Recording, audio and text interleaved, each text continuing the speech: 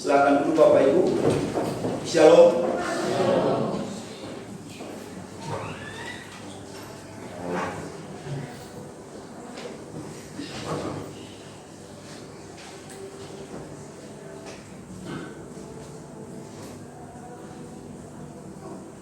Kita bersyukur di pagi hari ini Bapak Ibu, kita kembali berkumpul untuk menikmati persekutuan. Kita kembali diberikan kesempatan oleh Tuhan untuk boleh beribadah kepadanya, untuk boleh memuji dan memuliakan nama Tuhan. Oleh sebab itu saya ajak Bapak Ibu membuka firman Tuhan yang terambil dalam Roma pasal 3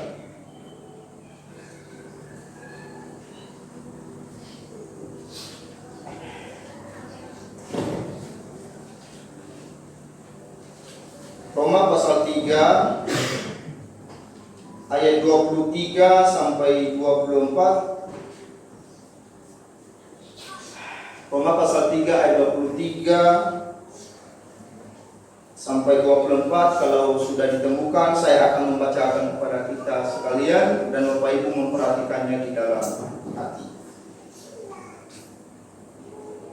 Karena semua orang telah berbuat dosa dan telah kehilangan kemuliaan Allah, dan oleh kasih karunia telah dibenarkan dengan cuma-cuma karena penebusan di dalam Kristus Yesus. Amin. Pembacaan firman Tuhan.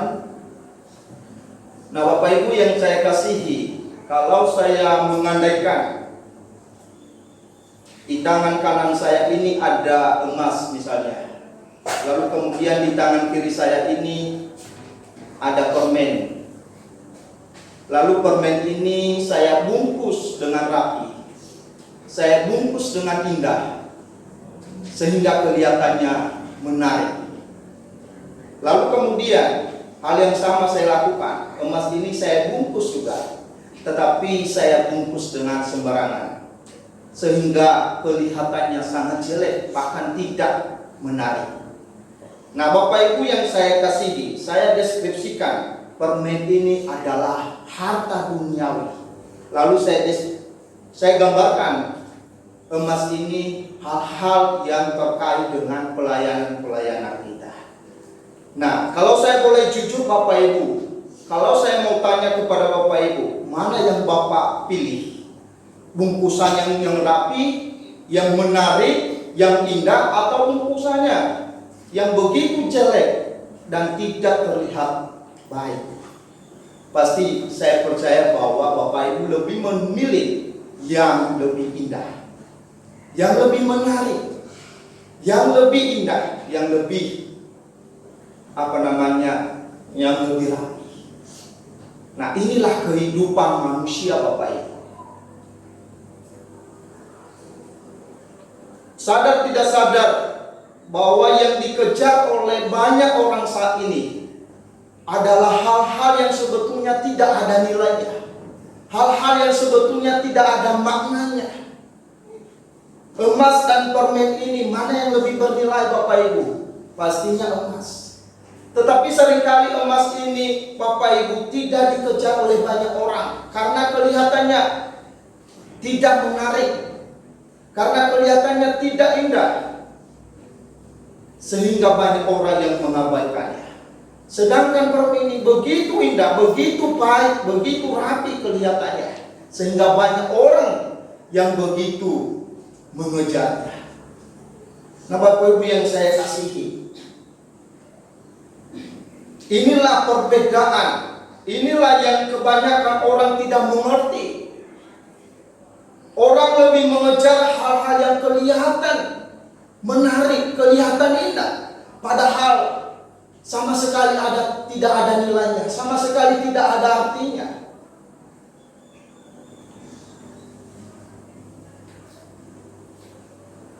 Ketika disuruh untuk melayani, pasti banyak kesibukan.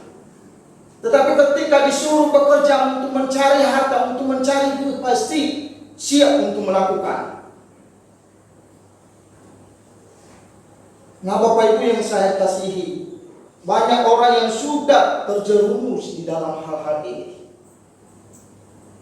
Banyak orang yang tidak mengerti apa makna hidup yang sesungguhnya. Mengapa Tuhan menciptakan saya? Saya tidak tahu apakah kita semua yang sudah berkumpul di tempat ini betul-betul sudah menemukan makna hidup kita yang sesungguhnya. Apakah kita sudah sungguh-sungguh menemukan sumber kehidupan itu? Saya tidak tahu.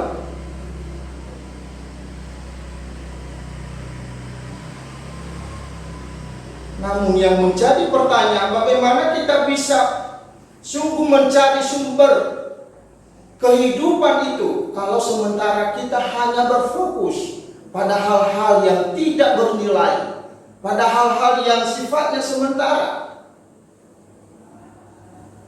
Tidak mungkin Bapak Ibu, ketika Bapak Ibu lebih cenderung, lebih mementingkan hal-hal yang sifatnya sementara, maka hal yang sifatnya kekal terabaikan. Atau sebaliknya, ketika Bapak Ibu menaruh hati kepada hal-hal yang sifatnya kekal, maka yang satu ini akan diabaikan. Jadi saya tidak tahu Bapak Ibu mau pilih yang mana, yang sifatnya sementara atau yang sifatnya kekal.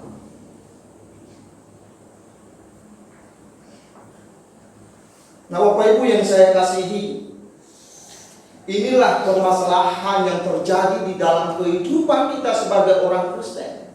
Kita menganggap harta-harta yang duniawi ini merupakan harta yang paling berharga, harta yang paling penting di dalam kehidupan kita, harta yang mesti kita kejar. Kalau bisa kita mati-matian mengejar. Sedangkan kalau diberikan kesempatan untuk melayani, tidak rela untuk memberikan waktunya, tidak rela menghabiskan tenaganya, padahal itu adalah yang sangat bernilai di dalam kehidupan kita. Nah itulah sebabnya mengapa sampai saat ini banyak orang Kristen yang masih belum memastikan makna kehidupannya. Bahkan banyak orang Kristen di luar sana masih belum menemukan siapa sumber kehidupannya. Tapi saya percaya Bapak Ibu, kita yang sudah ada di tempat ini, pastinya kita mengerti, memahami siapa sumber kehidupan kita. Sumber kehidupan kita tidak terletak pada harta kita atau kepunyaan kita, melainkan terletak pada Yesus Kristus. Itulah sebabnya tema kita pada pagi hari ini yaitu Yesus adalah sumber kehidupan kita. Nah, yang menjadi pertanyaannya Bapak Ibu, mengapa Yesus dikatakan sebagai sumber kehidupan kita? Nah, di pagi hari ini paling tidak kita bisa belajar 3 hal. Yang pertama, karena Dialah yang menciptakan alam semesta ini. Di dalam Ibrani pasal 1 ayat 2b dikatakan di sana, oleh Dia Allah telah menjadikan alam semesta ini. Alam semesta ini Bapak Ibu boleh ada, itu bersumber dari Kristus, diciptakan oleh Kristus, disediakan oleh Kristus. Untuk siapa? Untuk saya dan Bapak Ibu sekalian.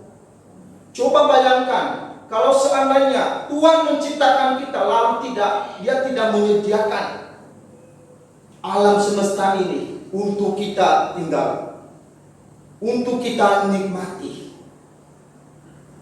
Di sekeliling kita bisa melihat ciptaan Tuhan yang begitu indah, ciptaan Tuhan yang begitu agung, tumbuh-tumbuhan yang Dia ciptakan yang Dia rantai begitu indah. Itu adalah sumber kehidupan kita, supaya kita bisa bertahan di dunia ini. Nah Bapak Ibu yang saya kasihi, ada teori yang berkata begini, oh alam semesta ini ada tanpa ada yang menciptakan.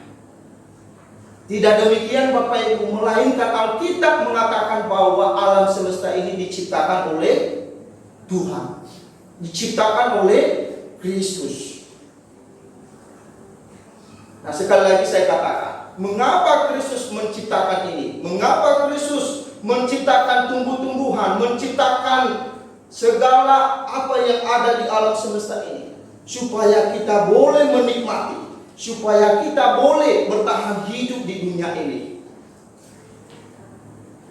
Nah, itulah sebabnya dalam sistematis penciptaan, Tuhan terlebih dahulu menciptakan semua benda beneran, tumbuh-tumbuhan dan lain sebagainya, baru Tuhan menciptakan manusia.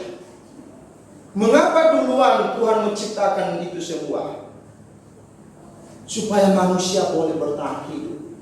Coba kalau dibalik, Tuhan lebih dulu menciptakan manusia, baru segala hal yang menjadi kebutuhan-kebutuhan manusia. Pasti manusia tidak bertahan hidup, Bapak Ibu. Nah, kita bersyukur Tuhan mengerti apa yang terbaik di dalam kehidupan kita.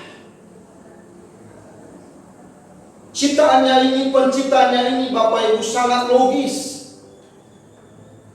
Dia tahu apa yang menjadi kebutuhan-kebutuhan kita. Dia tahu apa yang perlu kita makan dan minum. Kenapa Tuhan menghadirkan petani di dunia ini? Mengapa manusia tidak semua dijadikan sebagai PNS, sebagai pendeta dan lain sebagainya? Kenapa harus ada petani? Bapak Ibu pernah bayangkan gak sih? Kenapa harus ada petani?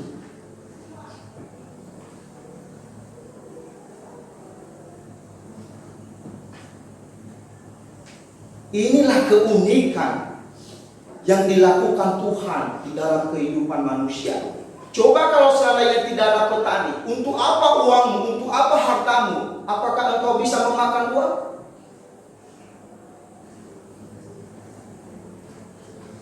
Coba kalau misalnya Tuhan tidak menciptakan tanah, engkau punya mobil, engkau bisa membangun rumah bertingkat-tingkat. Tetapi kalau seandainya tanah tidak Tuhan ciptakan, kira-kira bisa engkau gunakan? Nah, ini yang perlu kita renungkan sebetulnya. Ini yang perlu kita pahami. Tuhan tahu yang terbaik bagi kita, Bapak Ibu. Tuhan ingin kita ini berfokus kepadanya. Maka di dalam Matius pasal 6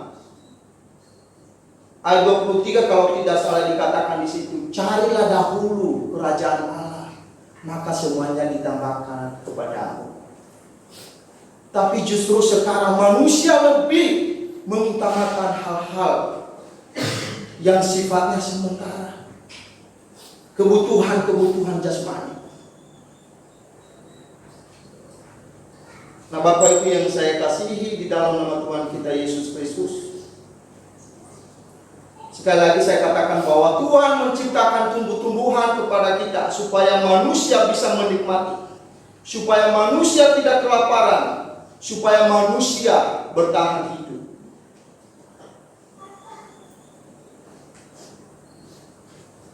Tuhan menghadirkan petani supaya kita bisa menikmati makanan jasmani, supaya kita bisa menikmati nasi. Coba kalau Bapak Ibu tidak makan nasi seharian, apa yang Bapak Ibu rasakan? Atau paling tidaklah 2 hari sampai 3 hari tidak makan nasi. Apakah bisa terus menerus Bapak Ibu melakukan itu, bertahan untuk tidak makan nasi? Tentunya tidak. Saya percaya, karena saya juga mengalami. Meskipun itu kita makan berbagai jenis makanan, tapi kalau nasi belum masuk, rasanya kurang kenyang gitu ya.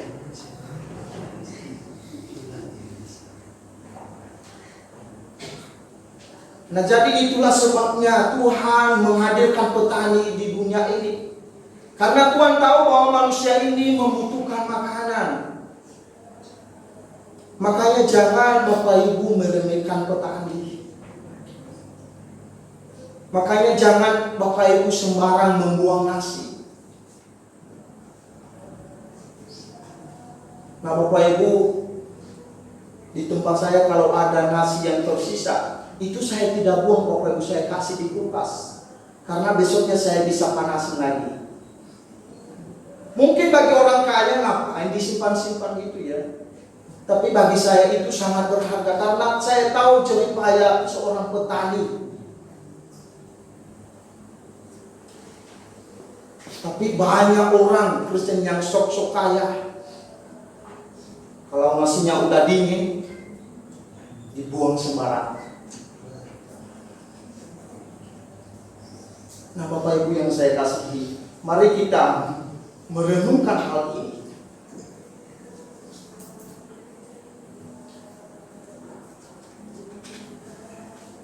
Mengapa Tuhan menurunkan hujan?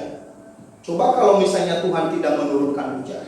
Sekarang ada 4 negara yang krisis air Bapak Ibu, termasuk Eropa. Mereka begitu menderita Bapak Ibu. Mereka mencari tempat yang ada air, tetapi mereka begitu sulit untuk menemukan.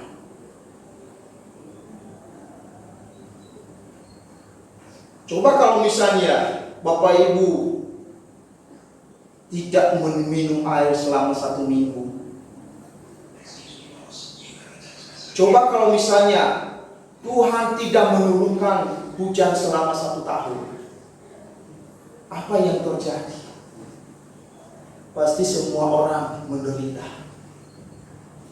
Tetapi Tuhan tahu kemampuan kita sebagai umat-Nya. Tuhan tahu yang terbaik bagi kita. Tuhan tidak mau membuat kita menderita. Nah Bapak Ibu yang saya kasihi, ini poin pertama. Mengapa Tuhan jadi sumber kehidupan kita? Lalu poin yang kedua yaitu karena Dia satu-satunya yang menyingkirkan penghalang antara Allah dan manusia. Apa yang menghalangi manusia sehingga tidak bisa berhubungan, berelasi dengan Allah lagi? Yaitu dosa. Nah Bapak Ibu yang saya kasihi, dosa itu di dalam terjemahan bahasa Yunani ada 2, yaitu hamartia dan yang kedua adikia. Tetapi yang pada umumnya dipakai Bapak Ibu hamartia, yang artinya meleset dari sasaran. Nah Bapak Ibu yang saya kasihi, kalau seandainya Bapak Ibu meluncurkan sebuah anak panah di salah satu sasaran, Bapak Ibu mengharapkan anak panah itu bisa tertancap sesuai targetnya Bapak Ibu. Tetapi setelah Bapak Ibu melakukan, ternyata anak panah itu meleset 2 cm daripada sasaran tersebut. Itu disebut dengan dosa, meleset dari sasaran. Nah, anak panah ini menggambarkan kehidupan Adam dan Hawa setelah mereka jatuh di dalam dosa. Tuhan menginginkan Adam dan Hawa tertancap sesuai dengan targetnya, sesuai dengan sasarannya Tuhan. Tetapi apa yang terjadi? Adam dan Hawa keluar dari lingkaran atau sasaran yang telah Tuhan tetapkan. Ini adalah dosa. Inilah permulaannya terjadinya dosa di dunia ini. Ketika Adam dan Hawa meleset dari sasarannya Tuhan, meleset dari targetnya Tuhan, sehingga hubungan Adam dan Allah terputus. Karena mereka sudah keluar dari jalur atau sasaran yang sudah ditentukan oleh Tuhan.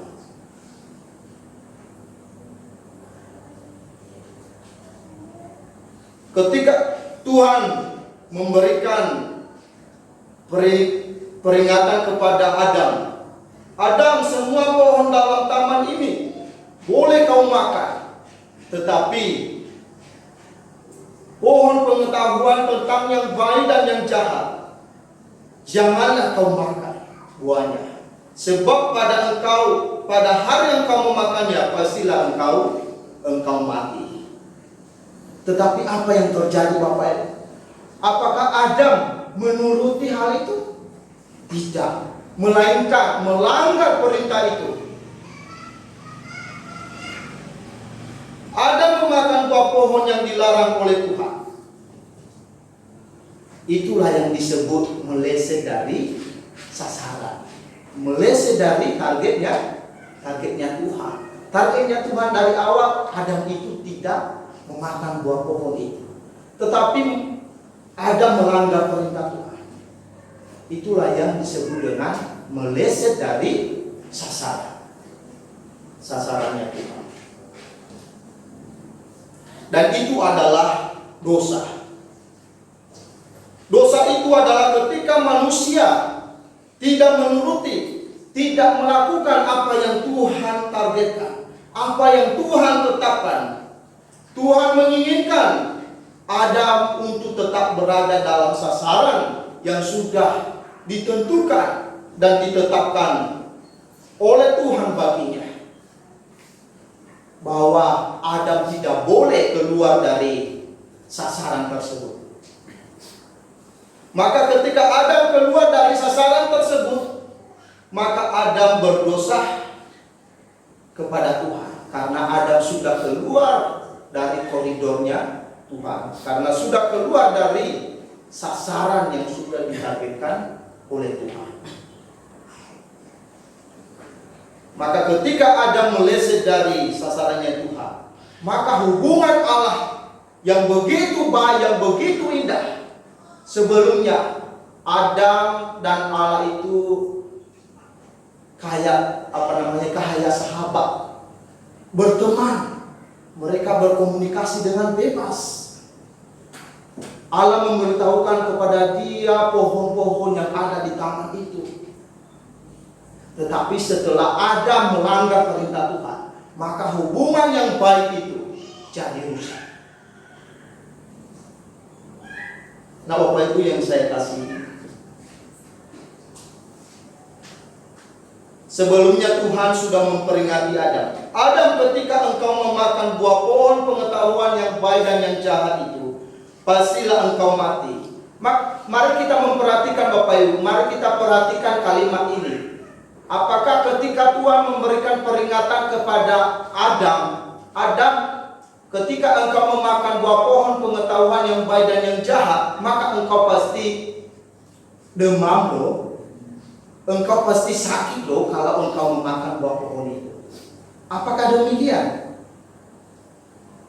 Tidak kan? Tuhan tidak mengatakan demikian. Tuhan tidak mengatakan kalau engkau memakan buah pohon itu pasti engkau demam, pasti engkau sakit. Nah, kalau masih demam masih bisa ya, masih bisa disembuhkan. Tetapi Tuhan mengatakan ketika engkau memakan buah pohon itu, engkau pasti mati. Nah, Bapak Ibu yang saya kasihi, sebetulnya peringatan atau larangan yang Tuhan katakan kepada Adam dan Hawa ini adalah larangan yang tegas, larangan yang paling menakutkan. Coba kalau Bapak Ibu diancam hukuman mati, pasti takut kan? Atau tidak ada di tempat ini yang ketika diancam hukuman mati tidak takut? Pasti semua kita ketika diperhadapkan kepada kita suatu hukuman mati, pasti kita sangat ketakutan. Ketika engkau menyentuh hal itu, pasti engkau mati. Maka kita tidak berani melakukan itu. Tetapi Adam, meskipun Tuhan sudah memperingati dia dengan larangan yang begitu mengerikan, begitu menakutkan, Adam, ketika engkau memakan buah pohon itu, maka engkau pasti mati. Tetapi Adam, justru hal yang menakutkan itu dia langgar. itu tandanya dia sangat memberontak. Dia memberontak kepada Allah. Meskipun Allah sudah memperingati dia, engkau akan mati kalau engkau memakan buah pohon itu. Nah, ini adalah dosa yang paling jijik di hadapan Tuhan.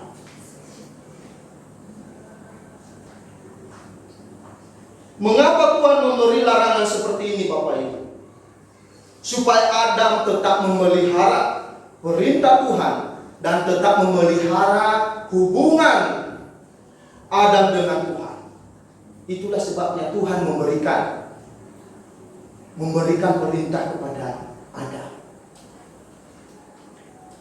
Nah, sampai hari ini Bapak Ibu, Tuhan memberikan perintah kepada kita supaya kita tetap memelihara hubungan yang baik dengan Tuhan. Maka ketika kita melawan perintah Tuhan, melawan larangan Tuhan, maka sebetulnya kita sedang memberontak kepada Tuhan. Kita sedang melawan Tuhan. Kita sedang merusak hubungan yang baik dengan Tuhan. Namun demi menikmati buah pohon pengetahuan yang baik dan yang jahat itu, Adam rela mati, rela melanggar perintah Tuhan. Nah, tentunya buah pohon pada saat itu Bapak Ibu pastinya begitu menarik, begitu indah. Tetapi demi menikmati keindahan itu, demi menikmati buah pohon yang begitu manis itu, Adam rela melanggar perintah Tuhan. Nah, Bapak Ibu yang saya kasihi, bukannya dosa Adam ini juga terus menjalar di dalam kehidupan kita sampai saat ini. Bukannya yang lebih disukai oleh manusia pada saat ini adalah hal yang manis-manis, hal yang sedap-sedap.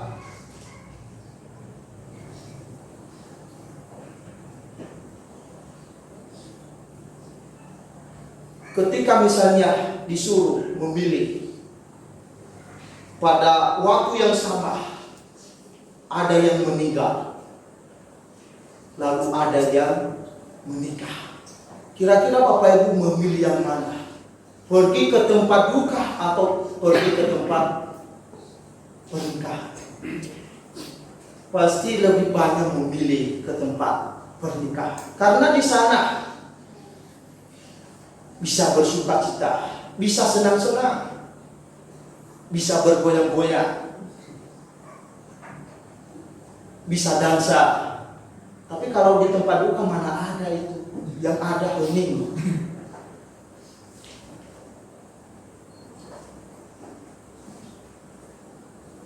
Nah, inilah dosa yang terus menjalar di dalam kehidupan manusia saat ini.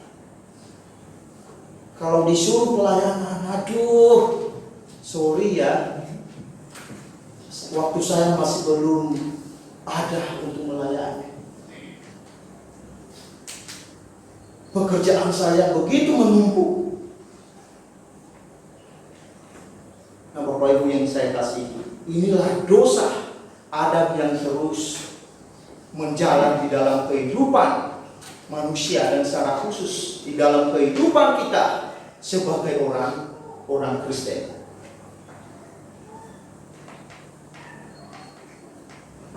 Tuhan sudah memberikan perintah kepada orang Kristen, 6 hari engkau bekerja, maka pada hari ke-7 waktumu untuk datang di rumah Tuhan.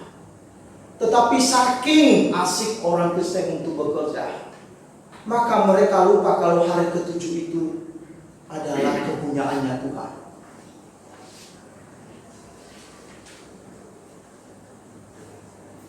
Mengapa bisa terjadi hal itu, Bapak Ibu? Karena yang tadi ini, hal-hal yang sifatnya sementara, hal-hal yang sifatnya sama sekali tidak bernilai, dianggap yang terpenting.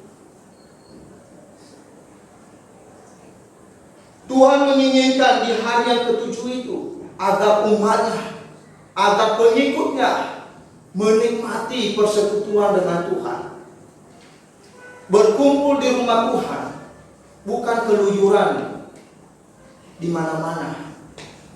Tetapi yang terjadi justru banyak orang Kristen yang pada hari ketujuh itu digunakan untuk pekerjaan, untuk menikmati healing, untuk menikmati kesenangan pribadi. Nah, Bapak Ibu yang saya kasihi di dalam nama Tuhan kita Yesus Kristus, seringkali pekerjaan kita, seringkali kesibukan kita, seringkali hobi kita menjadi buah pohon yang begitu indah, buah pohon yang begitu manis, sehingga kita lupa untuk beribadah kepada Tuhan. Kita lupa untuk kepentingan Tuhan. Kita lupa melayani Tuhan. Materi sudah menjadi buah pohon yang manis, yang indah di dalam kehidupan kita. Jadi itu yang terus menarik orang Kristen untuk menjauh dari Tuhan, untuk tidak menuruti perintah Tuhan, untuk tidak memenuhi kewajiban sebagai orang yang sudah ditebus oleh Tuhan.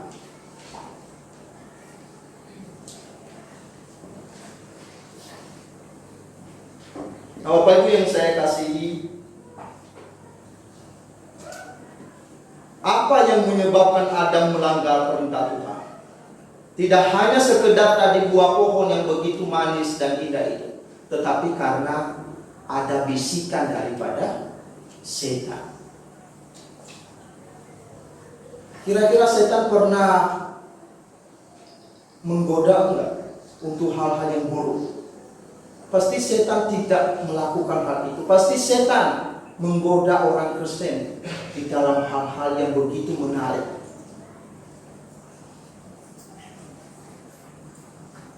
Si A disuruh untuk ibadah, setan bilang tidak, masih ada lagi minggu depan.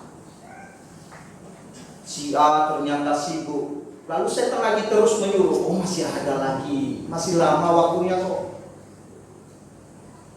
Setan tidak mungkin mengatakan begini, engkau harus beribadah kepada Tuhan hari ini. Tidak mungkin.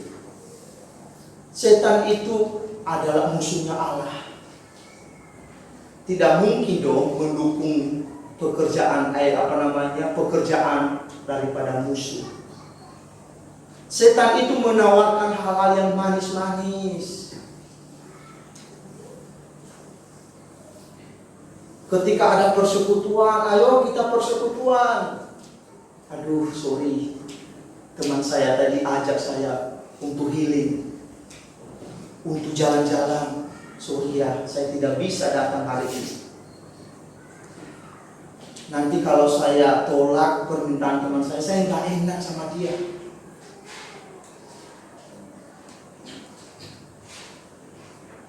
Saya lebih menyenangkan hati teman saya ini daripada bersekutu kepada Tuhan. Nah, ini hati-hati Bapak Ibu. Kalau kita lebih cenderung menyenangkan hati manusia dibanding Tuhan, ini adalah dosa besar di hadapan Tuhan.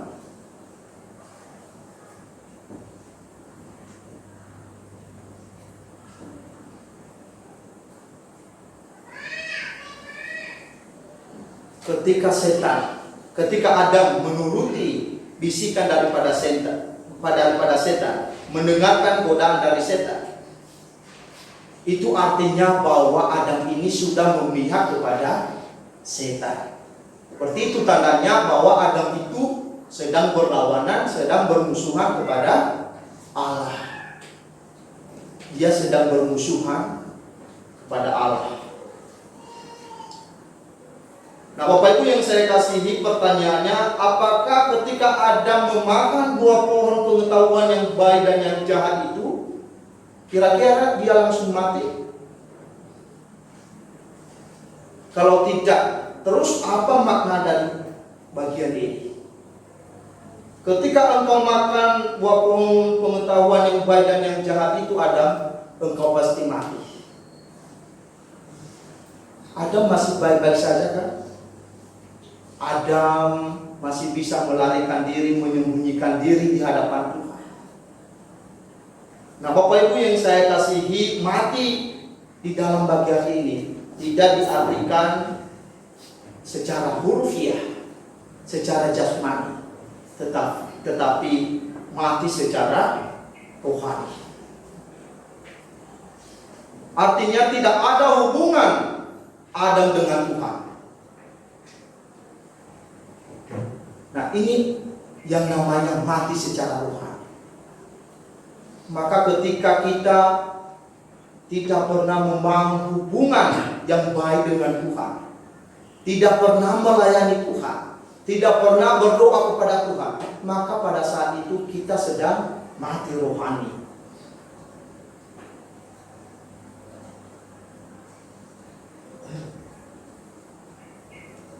Rohani kita udah tidak sensitif lagi.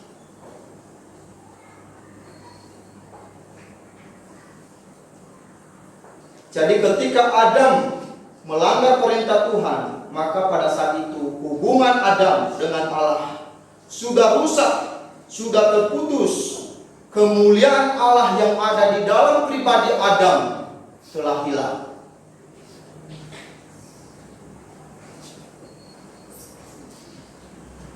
Kesucian Allah yang ada di dalam pribadi Adam telah cacat, telah ternoda.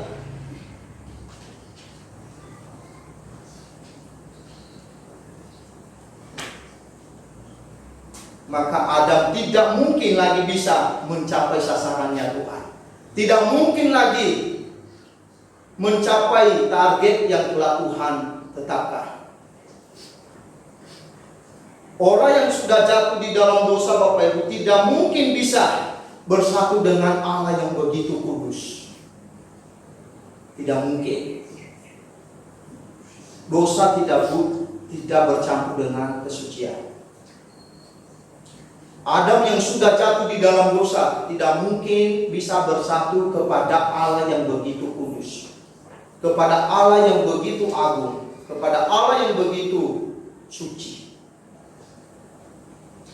Itulah sebabnya Allah dan Adam hubungannya terputus. Sama halnya ketika pasangan terjadi permasalahan, terjadi perselingkuhan, maka hubungan yang baik itu akan berakhir putus. Tidak mungkin yang selingkuh itu memiliki hubungan yang baik dengan pasangan. Tidak mungkin. Nah, demikian ketika Adam jatuh di dalam dosa, hubungan Adam dengan Allah telah terputus. Adam sudah jadi musuhnya Allah. Allah tidak mungkin mempercayai Adam. Orang yang tidak mempunyai hubungan dengan Allah, Bapak Ibu, itu adalah musuh Allah. Maka kalau kita tidak mau menjadi musuh Allah, maka kita harus membangun hubungan yang baik dengan Dia. Kalau kita tidak mau menjadi lawannya Allah, maka kita harus bersekutu kepada Dia. Tetapi kalau Bapak Ibu mau menjadi musuhnya Allah, silakan. Jangan pedulikan pelayanan lagi, jangan berelasi dengan Tuhan, jangan lagi berdoa kepada Tuhan. Gampang. Untuk menjadi musuh Allah itu gampang sekali, tetapi untuk membangun hubungan yang baik dengan Allah itu sulit sekali, Bapak Ibu.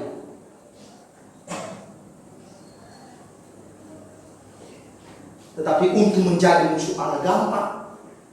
Engkau bisa hari ini mulai tidak usah gereja, tidak usah lagi berdoa kepada Tuhan.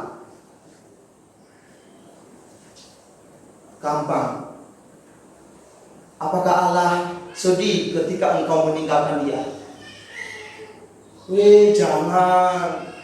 Jangan tinggalkan aku dong. Aku masih membutuhkan engkau. Tidak, Bapak Ibu. Allah tidak membutuhkan kita sebetulnya. Allah tidak membutuhkan kita sebetulnya. Tetapi kalau kita dipercayakan untuk melayani, untuk berdoa kepadanya, itu sesuatu yang paling berharga. Siapa kita? Kita adalah ciptaannya yang paling kecil, yang sangat hina. Tetapi ketika kita dipercayakan sesuatu yang begitu berharga, mari kita kerjakan dengan baik.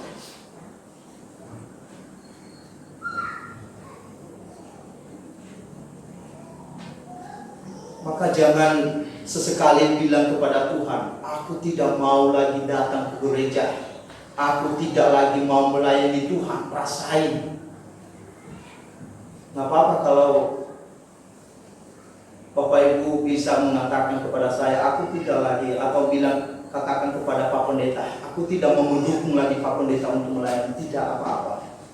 Tetapi jangan sesekali bilang kepada Tuhan, aku tidak lagi mau melayani Tuhan. Aku sudah bosan Tuhan melayani Engkau. Nah Bapak Ibu yang saya kasihi, ini yang perlu kita perhatikan. Ketika Adam menjadi musuh Allah, maka Adam pasti dihukum. Adam pasti dimurkai. Adam pasti dicampakkan di dalam api neraka. Lalu bagaimana solusinya untuk menghindari hukuman Allah, untuk menghindari murka Allah itu? Bagaimana caranya? Ya Adam harus sempurna. Adam harus bisa mencapai sasaran dan target yang Tuhan tetapkan. Tetapi ternyata Adam sama sekali tidak bisa lagi. Tidak bisa mencapai sasaran yang Tuhan targetkan bagi Adam. Karena dia sudah jatuh di dalam dosa. Karena dia sudah melanggar perintah Tuhan. Maka orang yang sudah jatuh di dalam dosa tidak pernah sempurna. Tidak bakalan sempurna sampai kapanpun. Makanya kita ini sampai kapanpun, kecuali nanti kalau kita sudah bersama-sama dengan dia di surga, baru kita dikatakan sudah sempurna. Karena di surga itu tidak ada yang lemah, tetapi semuanya harus sempurna. Maka Adam yang sudah jatuh di dalam dosa tidak mungkin sempurna. Maka mau tidak mau Adam harus dimurkai. Adam dan Hawa harus dihukum oleh Allah.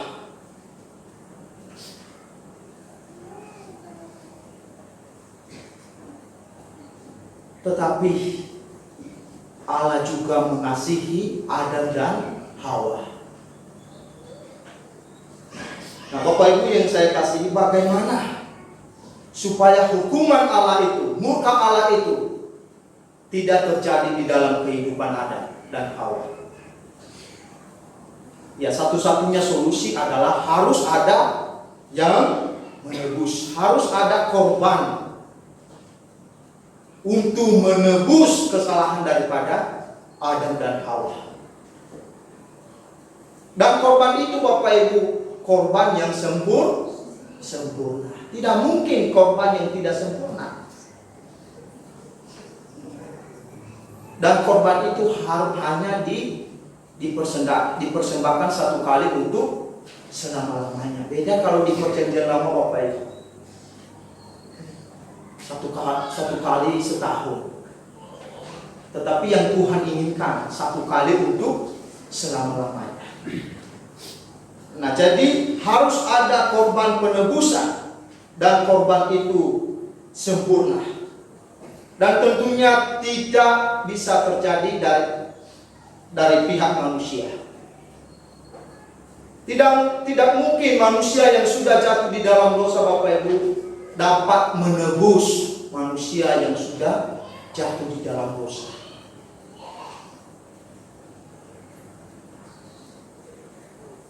Namun satu-satunya cara adalah untuk menebus manusia yang sudah jatuh di dalam dosa.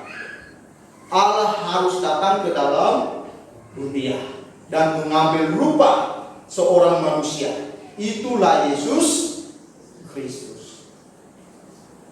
Satu-satunya manusia yang sempurna.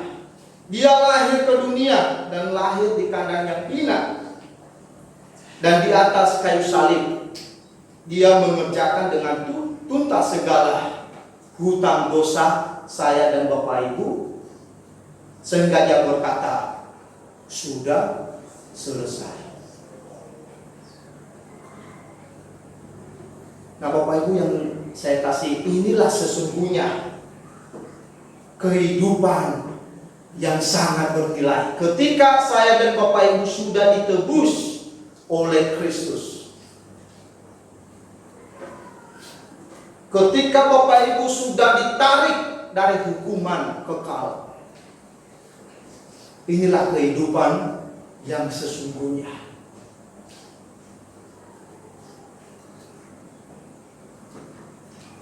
Makanya ketika kita meninggal Bapak Ibu, tidak ada lagi istilah mudah-mudahan, tetapi pasti.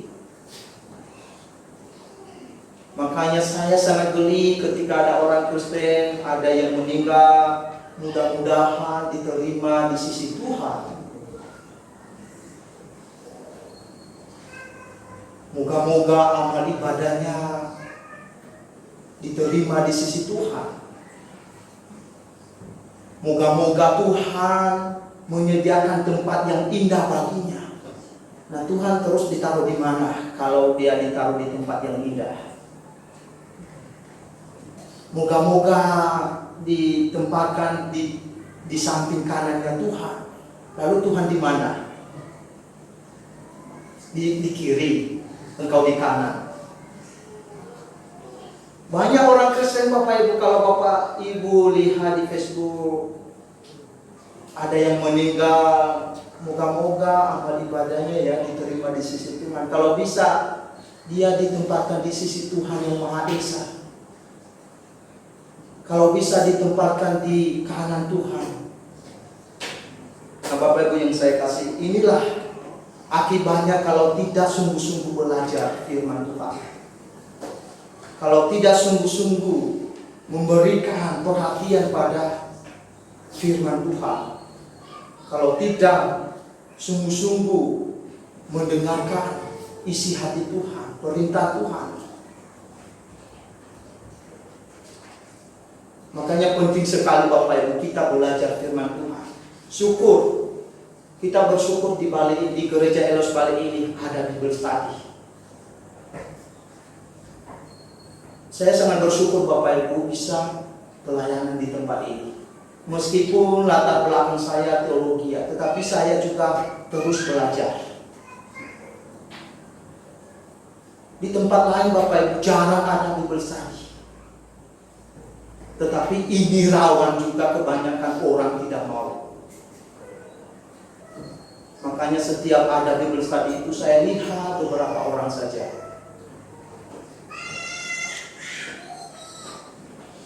Padahal Pak Pendeta menginginkan supaya semua bisa sungguh-sungguh mengerti firman Tuhan. Supaya tidak diombang-ambing oleh dunia. Supaya tidak terbawa arus. Supaya tidak disesatkan. Sekarang udah banyak ajaran-ajaran yang sesat Bapak Ibu. Tapi kalau kita tidak belajar firman Tuhan dengan sungguh-sungguh, bagaimana kita bisa melawan arus itu?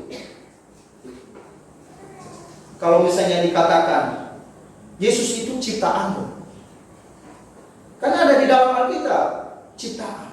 Oh iya ya, ternyata Yesus itu ciptaan. Nah Bapak Ibu, kalau Bapak Ibu menyetujui hal ini, begitu sayang sekali. Yesus tidak diciptakan Bapak Ibu, melainkan Dia pencipta.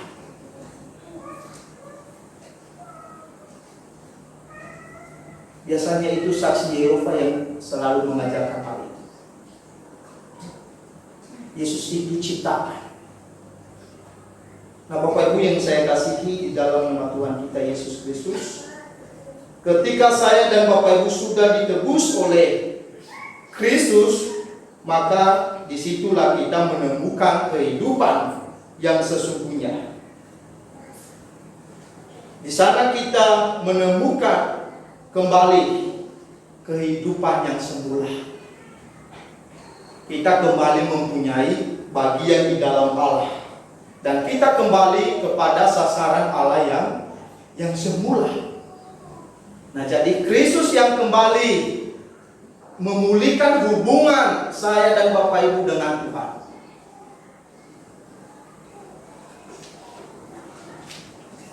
Nah, Bapak Ibu yang saya kasihi, Stephen Lawson berkata begini, Bapak Ibu.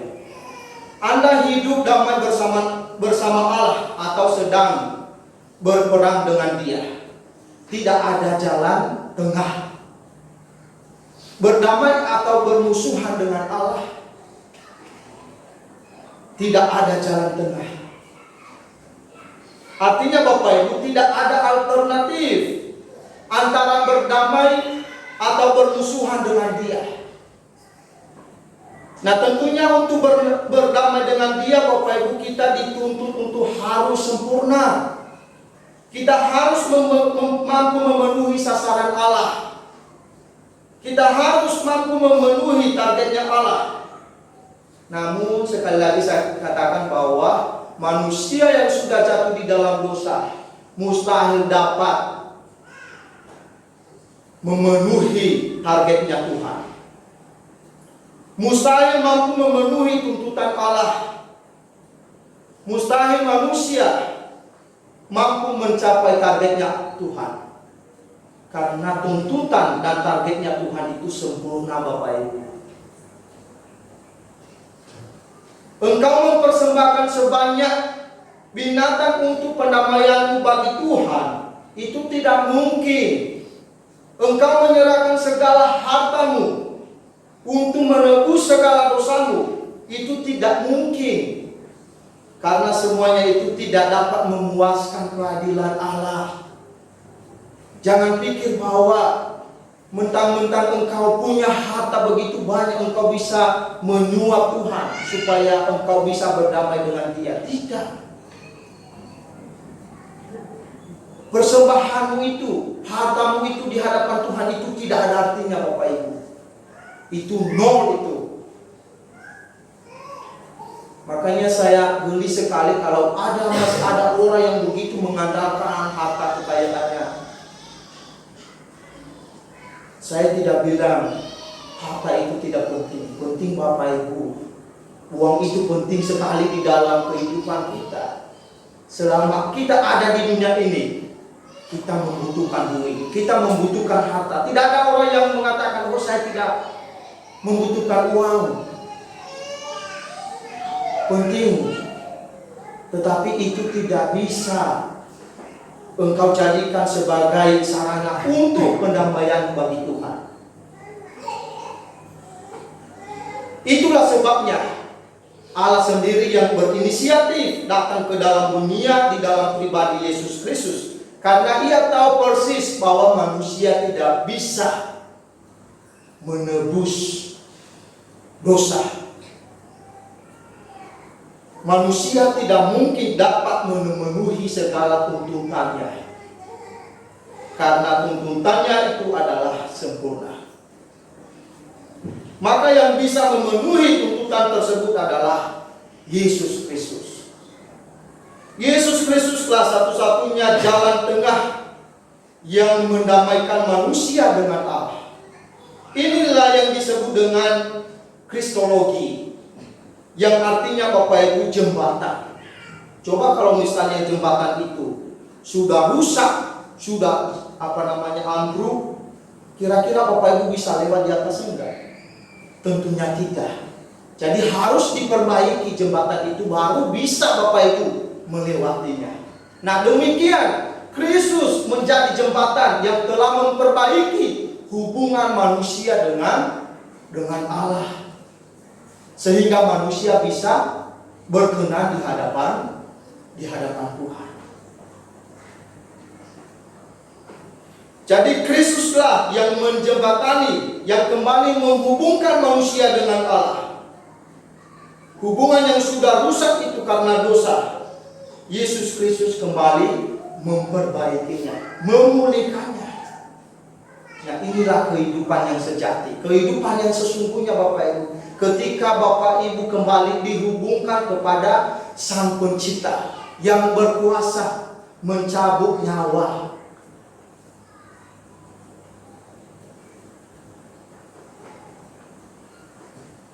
Nah Bapak Ibu, inilah satu-satunya alasan mengapa Yesus Kristus itu sumber kehidupan bagi kita. Karena dialah satu-satunya manusia yang sempurna, yang telah menggenapi hukum Taurat, dan yang telah memuaskan hati Allah. Dia telah meraih target yang tertinggi yang tidak bisa diraih oleh Adam dan Hawa. Dia telah mengembalikan manusia pada sasaran Tuhan yang semula. Nah Bapak Ibu yang saya kasihi, itulah sebabnya mengapa hari ini saya dan Bapak Ibu bisa memanggil Allah sebagai Bapa. Bapa, terima kasih hari ini Engkau sudah menolongku. Itu karena Yesus telah menghubungkan saya dan Bapak Ibu kepada Tuhan, sehingga kita kembali memiliki hubungan, sehingga kita berani mengatakan kepada Allah, Bapa. Makanya setiap di akhir doa itu kita selalu kita akhiri dengan di dalam anak Yesus Kristus, karena dialah yang menjadi jembatan kita untuk datang kepada Tuhan.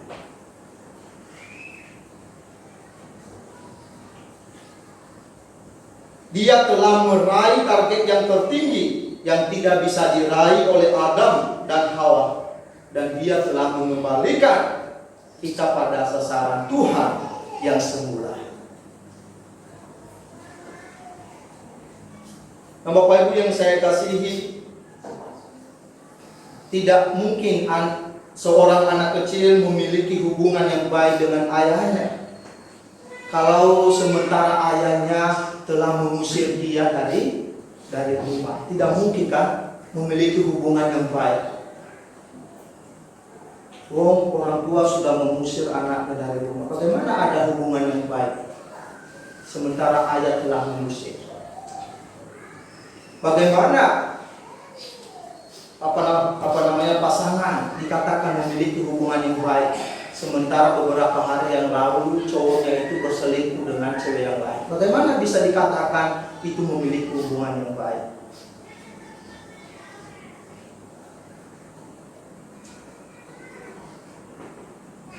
Sama halnya dengan manusia Bapak Ibu.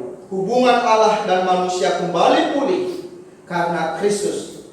Dia telah memenuhi tuntutan Allah. Dan kita telah dipulihkan. Sehingga Allah mengampuni kita. Kristus yang telah menebus kita, sehingga kita dianggap benar karena Kristus. Bukan karena perbuatan kita, bukan karena saya sedang berkhotbah, bukan karena Bapak Ibu sedang melayani, bukan karena Bapak Ibu sedang memimpin pujian, makanya Bapak Ibu dianggap benar, tidak. Tapi kita dianggap benar karena Kristus. Itulah yang Tuhan lihat, adalah karya Kristus di atas kayu salib.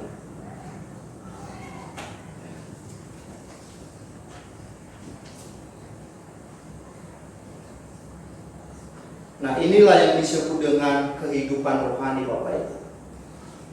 Ketika Allah menerima kita dan kita memiliki hubungan yang baik dengan Tuhan.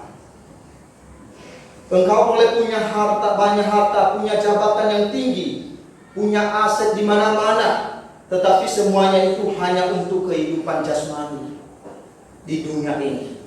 Kalau hubunganmu dengan Allah belum berdamai, belum beres, belum tuntas, maka engkau belum bisa dikatakan sebagai orang yang masih hidup secara rohani. Karena tanda-tanda bahwa seseorang itu memiliki kehidupan kerohanian Bapak Ibu, yakni memiliki kerinduan untuk berrelasi dengan dengan Tuhan. Setuju atau tidak setuju dengan statement saya ini, itu terserah Bapak Ibu. Tanda-tanda bahwa seseorang itu dikatakan memiliki kehidupan rohani ketika ia memiliki kerinduan untuk berrelasi dengan Tuhan, memiliki kerinduan untuk bersekutu dengan Tuhan, dan memiliki kerinduan untuk melayani Tuhan. Mari kita memeriksa, mendiagnosa hati kita. Apakah kita selama ini memiliki kerinduan untuk melayani Tuhan? Memiliki kerinduan untuk beribadah kepada Tuhan? Atau kita datang pada hari ini terpaksa, nanti takut dibesuk oleh pendeta, takut nanti ditelepon, atau kita memang betul-betul memiliki kerinduan untuk datang kepada Tuhan. Oh Tuhan, saya sudah 6 hari bekerja, maka hari ini khususnya untuk Tuhan, untuk melayani Tuhan, datang kepada Tuhan. Nah Bapak Ibu yang saya kasih, ketika kita menyadari bahwa begitu berharga pengorbanan Kristus di atas kayu salib, maka tentunya kita tidak akan menyia-nyiakan waktu yang ada. Engkau akan memberikan waktu untuk melayani Tuhan, dan engkau akan memberikan waktu untuk beribadah dan memuliakan Dia. Ketika engkau menyadari begitu berharga pengorbanan Kristus di atas kayu salib. Tetapi kalau engkau tidak pernah menyadari, maka sampai kapanpun engkau tidak akan memiliki kerinduan untuk melayani Tuhan. Kalau engkau tidak menyadari karya keselamatan yang sudah dikerjakan oleh Kristus.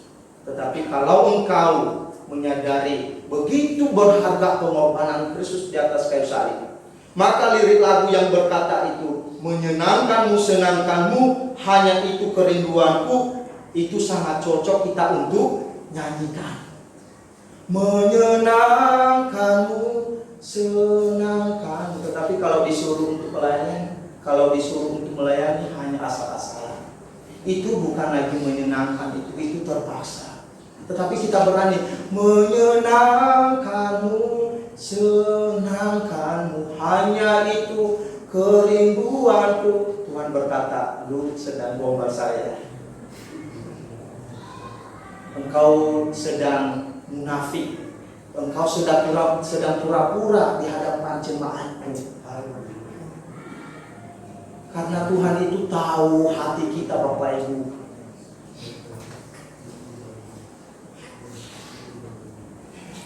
Makanya setiap kita menyanyikan itu, seharusnya kita harus merenungkan. Sambil merenungkan, jangan hanya asal nyanyi.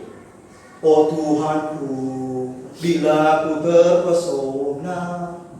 Tetapi kita tidak pernah renungkan.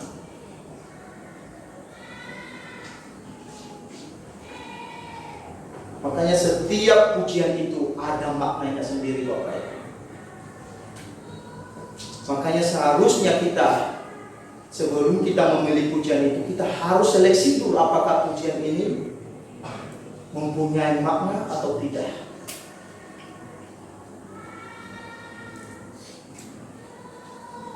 Karena pujian itu Bapak Ibu adalah ketika kita menyanyikan pujian itu, kita sedang mengutarakan isi hati kita kepada Tuhan. Kita sedang mengutarakan, aku mau menyenangkanmu Tuhan. Tetapi sayang sekali, kebanyakan apa yang kita nyanyikan itu tidak sesuai dengan aplikasi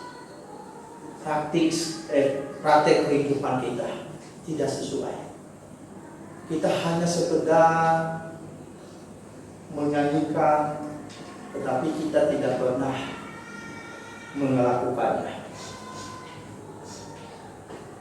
Nah Bapak Ibu yang saya kasihi, yang terakhir adalah mengapa Yesus adalah sumber kehidupan kita.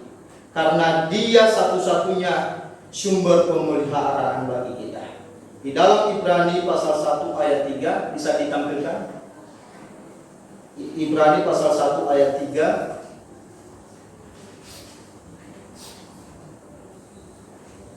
Dikatakan di sana, ia adalah cahaya kemuliaan Allah dan gambar wujud Allah, dan menopang segala yang ada dengan firman-Nya yang penuh kekuasaan. Dan setelah ia selesai mengadakan penyucian dosa, ia duduk di sebelah kanan yang maha besar, di tempat yang maha tinggi.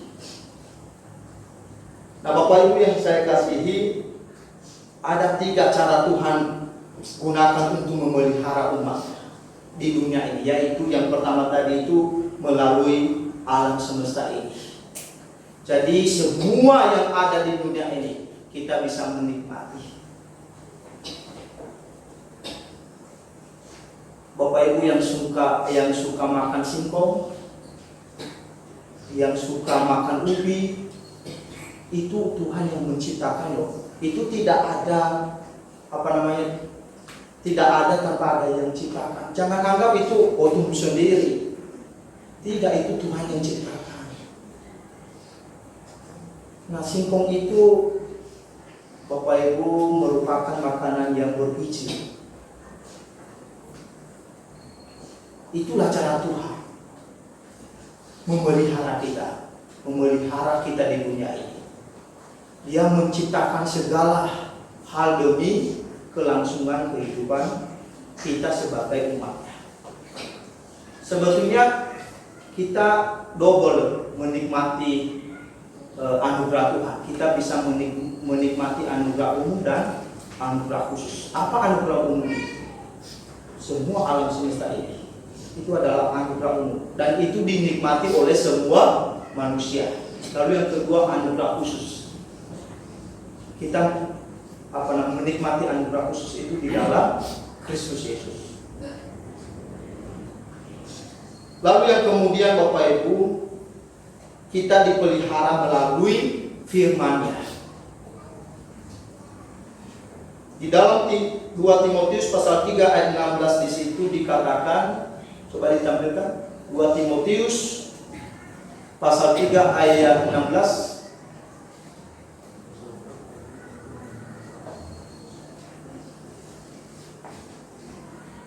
Segala tulisan yang diilhamkan Allah memang bermanfaat untuk mengajar, untuk menyatakan kesalahan, untuk memperbaiki kelakuan, dan untuk mendidik orang dalam kebenaran. Inilah cara Tuhan memelihara Bapak Ibu dan saudara-saudara, melalui firman-Nya. Seorang ayah tidak mau kalau anaknya nakal, memukul temannya di sekolah saja.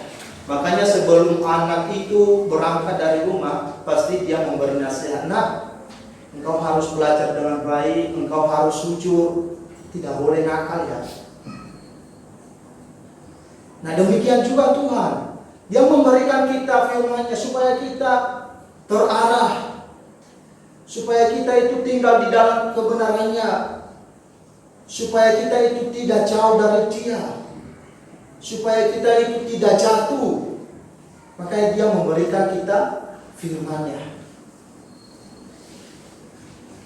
Maka ketika engkau ditegur oleh firman Tuhan, maka engkau memberontak, itu tandanya engkau tidak mau dipelihara oleh Tuhan. Engkau sedang memberontak. Padahal teguran Tuhan itu untuk kebaikan kita, untuk kesehatan rohani kita. Tetapi banyak orang yang tersinggung ketika ditegur oleh firman Tuhan. Karena teguran firman Tuhan itu Bapak Ibu tidak ada yang enak. Sakit memang. Tetapi berguna untuk kehidupan kita di masa yang akan datang. Lalu kemudian Bapak Ibu, pemeliharaan Tuhan bagi kita Dia sendiri. Di dalam Mazmur 55 ayat 23, coba ditampilkan.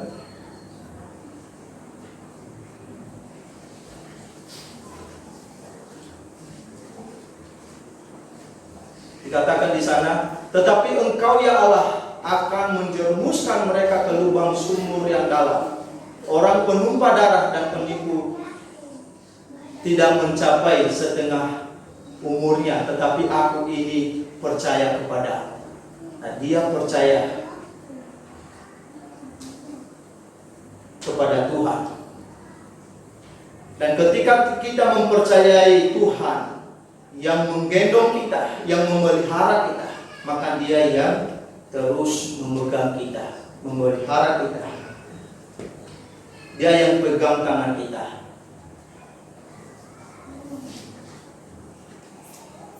Seorang ayah ketika berjalan dengan anaknya, pasti dia memegang tangan anaknya.